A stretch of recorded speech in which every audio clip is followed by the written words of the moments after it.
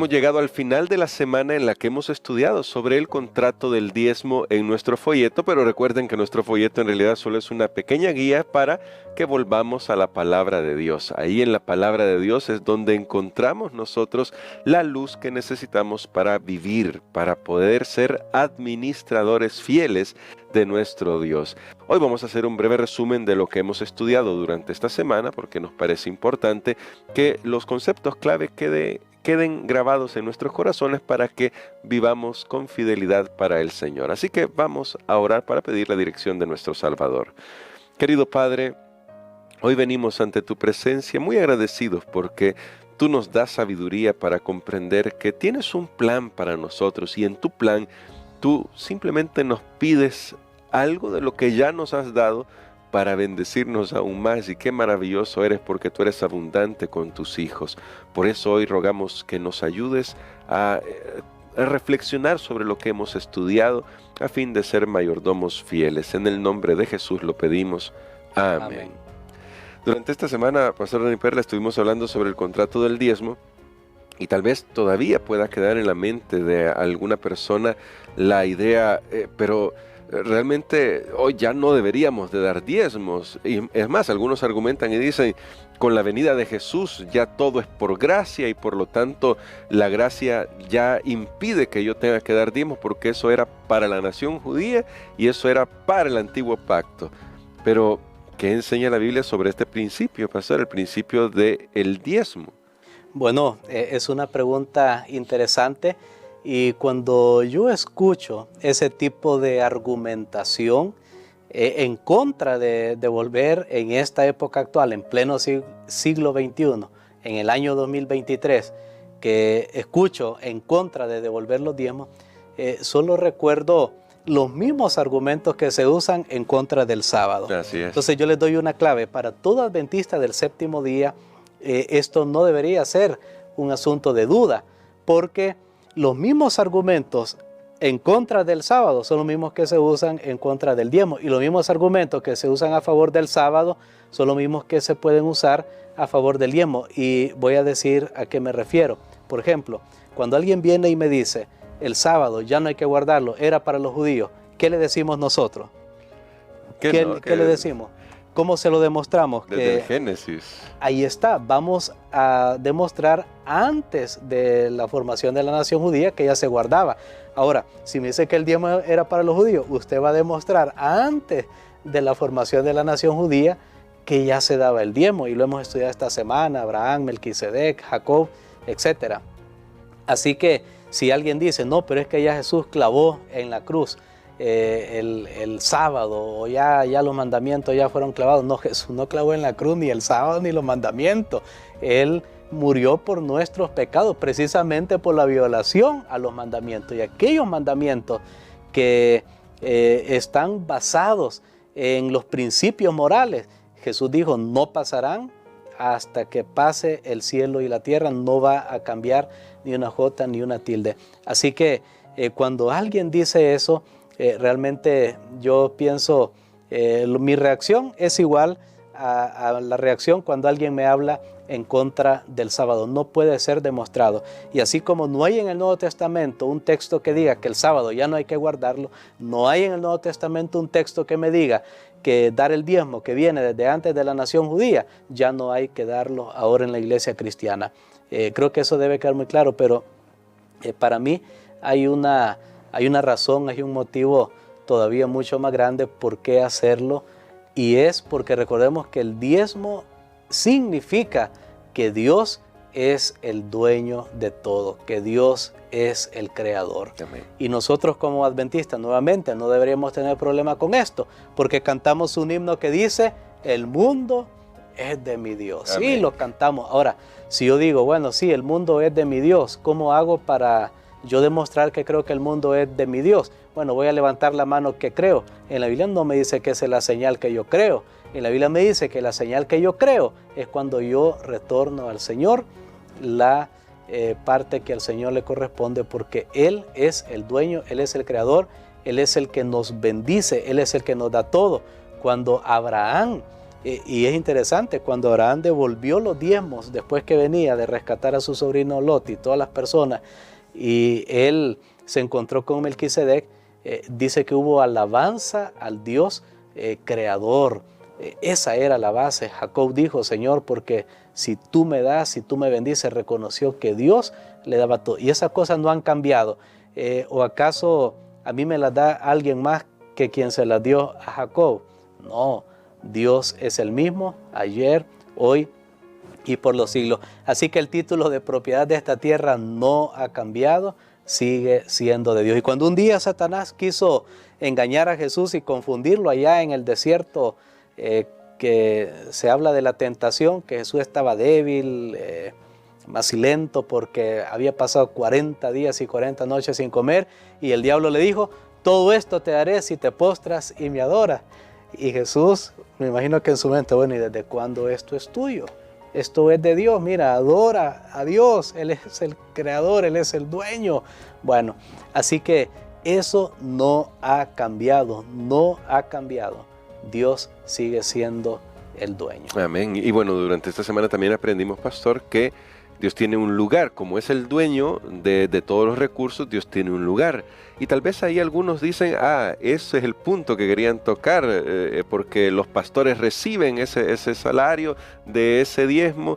Y entonces muchos, porque ha habido tal vez en algunos otros lugares mala utilización de los recursos, dicen: los pastores se enriquecen con el diezmo.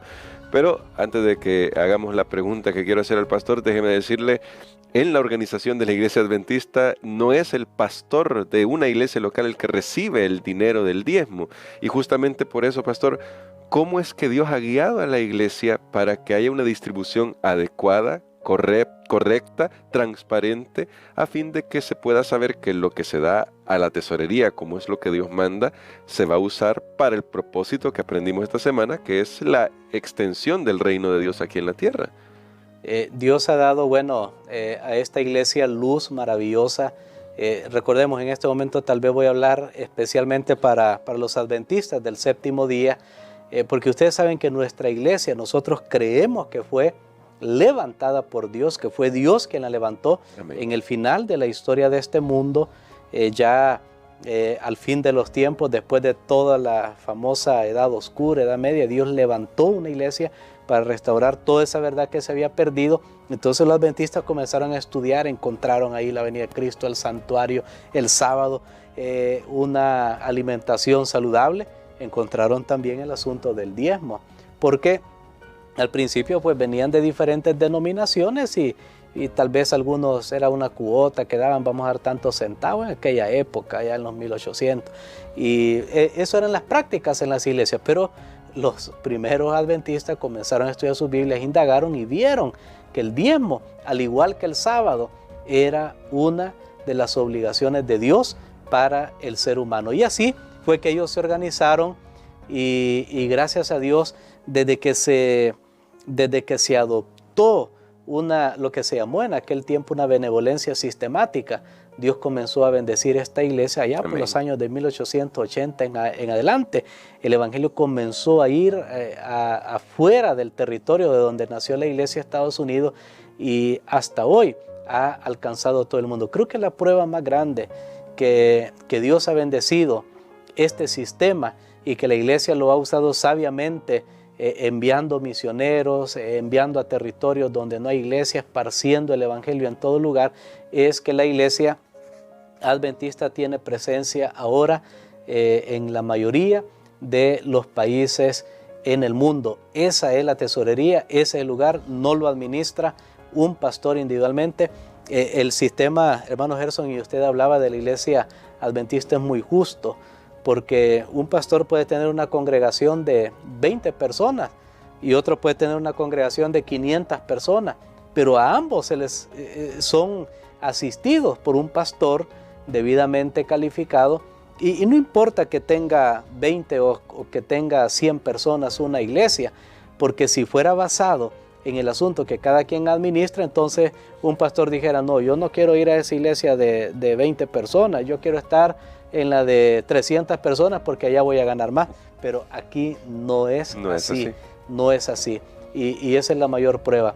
El enemigo es el que causa distorsión, división y realmente hay voces que hoy a través de los medios de comunicación usted también puede escuchar, pero me llama la atención siempre algo, hermano Gerson, porque Satanás es el que divide. Y me llama la atención que cuando usted escucha personas individuales o ciertos ministerios que dicen, no todo tiene que enviarlo a la iglesia, mire, envíanos a nosotros. Entonces, estos ministerios, usted va a ver si es que se le puede llamar ministerio, usted va a notar que siempre son críticos de la iglesia y dicen todo lo malo que está pasando, pero luego más abajo dice, haga sus donaciones a tal. Ellos, entonces, ¿qué es lo que quiere el enemigo? Lo que quiere es drenar la cantidad de recursos que llega a la iglesia para que vayamos más lentos todavía en la predicación del evangelio. Yo solo me pongo a pensar, cuando lleguemos al cielo, ojalá que esto no sea una realidad, pero qué tal que Dios muestre, mira, todo lo que se pudo haber hecho y no se hizo porque no había recursos, porque se drenaron, se fueron a otros ministerios que reclamaban que ellos tenían la autorización para poder recibir lo que eran los diezmos. Y no hay confusión en esto. Dios solo tiene una iglesia en esta tierra, Dios solo tiene un pueblo en esta tierra, es su pueblo que guarda los mandamientos, que se organizó. Tuvimos la bendición cuando la iglesia surgió del ministerio del don profético, ahí estaba Elena White y nunca se autorizó para hacer algo contrario a lo que decía la palabra de Dios. Y ahora, pastor, justamente destacando lo que dice el consejo profético que nos ha mencionado, es decir, el ministerio de Elena de White, hay una cita que aparece acá que creo que justamente recalca lo que usted nos ha dicho. Si todos los diezmos de nuestro pueblo fluyesen a la tesorería del Señor como debieran, se recibirían tantas bendiciones que los dones y las ofrendas para los propósitos sagrados quedarían multiplicados 10 veces y así se mantendría abierto el conducto entre Dios y el hombre. Y me llama mucho la atención esta cita, pastor, porque lo que está diciendo Elena de Valle es que nuestra propia infidelidad también nos quita a nosotros recursos para luego ayudar. Y lo quiero unir con otra situación que a veces nos queremos justificar, como quizás no estamos dando como debiéramos el diezmo, no está fluyendo a la tesorería del Señor. Luego decimos, pero hay pobres en la iglesia, pastor. Y hasta, algunos han dicho esto, hasta Elena de White ha autorizado que el dinero se use para los pobres. ¿Pero está hablando de los diezmos o de qué está hablando Elena de White cuando se habla de ayudar a los pobres? No, definitivamente, recordemos, bueno, ayer tuvimos esta lección, usted puede repasarla, donde decía se requiere que cada administrador sea hallado fiel. Elena de White fue una administradora, mayordomo de la revelación de la palabra de Dios y ella no podía decir algo contrario a la palabra de Dios. Y la palabra de Dios me dice, esto es, nadie tiene el derecho de cambiarlo, ella tampoco lo podía cambiar. Elena de White nunca aconsejó a enviar. Nosotros hemos estudiado esto muy extensamente y nunca aconsejó ella a enviar un diezmo fuera del canal regular de la iglesia. Una vez yo recuerdo un predicador suramericano que andaba por ahí en Costa Rica en el tiempo que yo era pastor y le decía a los hermanos, sacaba una declaración de los libros de Elena de White que decía, no todos los medios deben fluir a la tesorería. Y entonces les decía, hermanos, aquí está, mire, no tiene que dar todos los diezmos a la iglesia. Yo fui a leer toda la declaración en el original, en inglés, y es interesante que Elena de White estaba hablando de las ofrendas, Queremos ayudar a los pobres, tiene que ser de nuestras ofrendas. Voy a decir algo que ya dije durante la semana, porque aquí estamos instruyéndonos, hermanos, y lo mencioné de esta manera. Si una persona dice, yo no voy a llevar mi diezmo a la iglesia, se lo voy a dar a esta persona pobre, y se siente bien que está ayudando al pobre, en primer lugar, no le está ayudando de su dinero, porque el diezmo nunca es nuestro, esa parte es de Dios, y aunque yo no se la dé, es de Él, simplemente es así. Ahora, usted está dándole a esa persona del 10% que es de Dios, y no está haciendo lo que Dios le ha dicho que haga con ese 10%. Si usted y yo queremos ayudar a una persona pobre, tenemos que ayudarle de nuestro 90%. Pero ahí está, eso es lo que no queremos hacer. Entonces agarramos el dinero que es de Dios y se lo damos a esa persona para un propósito que Dios no ha dicho. Y decimos, no, pero es que no hay para ayudar al pobre. ¿Y tu 90% dónde está? Ahora, hermanos, la respuesta incluso para que haya dinero para ayudar a los pobres está en esta declaración que acabamos de leer, que en resumen lo que está diciendo es, y aquí lo tiene usted en su lección y puede leerlo, que si todos diezmáramos fielmente, Dios nos bendeciría con fondos para aumentar nuestras ofrendas en un 1000%. Porque miren que la declaración va y dice, ok, si todos diezman fielmente, en otras palabras, Dios va a hacer, porque yo pongo en mis palabras esta declaración, o sea, para decirla más prácticamente, si todos diezmaran fielmente, se recibirían bendiciones que dones y ofrendas quedarían multiplicados 10 veces. Noten que Dios no está diciendo que los diezmos se van a multiplicar 10 veces. No. Dice, no, si todos diezmamos fielmente, lo que se va a multiplicar 10 veces son las ofrendas. ¿Cómo sucede? Bueno, es un milagro, pero los milagros van a suceder cuando seamos mayordomos fieles, pero esos milagros son los que no hemos visto. Agarramos el dinero que es de Dios, lo usamos para otra cosa, no hay ofrenda, hay más pobres y decimos, es que no funciona, porque no hemos hecho correctamente. Así que ahora nos queda el desafío, pastor. Hay que probar al Señor, Él mismo lo ha dicho. Pruébenme, y ahí está la promesa de Dios para que nosotros hoy hagamos un compromiso. Y si en algún momento le hemos fallado en esto al Señor, hoy digámosle, Señor, vuelvo a ti y quiero hacer las cosas como tú mandas. Y veremos que Dios va a proveer más abundantemente de lo que pedimos o entendemos siquiera. Lo ha dicho también el apóstol Pablo. Y por eso quisiera, pastor, que orara por nosotros, porque sé que esto es un desafío y lo sé muy bien porque vivimos en un mundo en el que el dinero escasea, esa es la verdad. Pero ¿qué tal si ahora los hijos de Dios nos ponemos en las manos de Dios y vemos cómo Dios se encarga de multiplicar aquello que a todo el mundo le está faltando, pero para la obra de Dios y para que nosotros también podamos servir de la mejor manera? Amén. Padre, te damos gracias, Señor, por la lección de esta semana.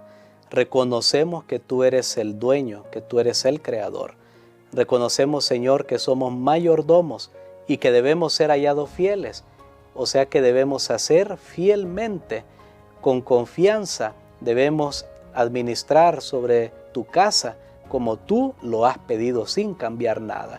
Señor, si en algún momento la sabiduría humana ha querido tomar posesión de nuestras mentes, ayúdanos a andar en el Espíritu y hacer tu voluntad, porque sabemos que nunca vamos a ser reprendidos si seguimos lo que tú nos has pedido, porque tú nunca vas a pedir algo injusto. Tu palabra nos dice que tú eres un escudo para los que confían en ti. Tu palabra nos dice que tú nunca quitarás nada bueno al que ande en integridad. Por eso queremos ponernos en tus manos, Señor. Ayúdanos para que cuando Cristo venga podamos escuchar las palabras: bien hecho, siervo fiel. En lo poco has sido fiel, en lo mucho te pondré. Entra en el gozo de tu Señor. En el nombre de Jesús. Amén.